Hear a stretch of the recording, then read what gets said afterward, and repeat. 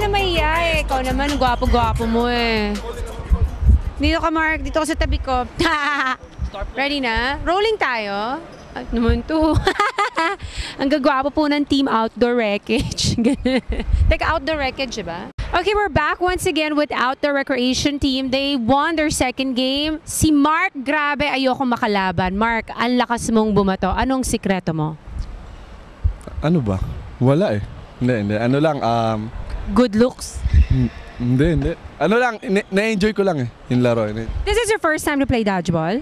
No. Last time, nung pumunta kayo. CHAU, that's right. Ikaw, tingin mo ba may advantage ang lalaki sa babae? Kasi mas malaki yung kamay nyo, you have a better grip on the ball. Yeah, but the girls are smaller and they're faster and they're intense. I know, I saw that one. Intense girl. So what would you change differently on the third round? Symmetry. Mark gets tired too. Mark, you get tired?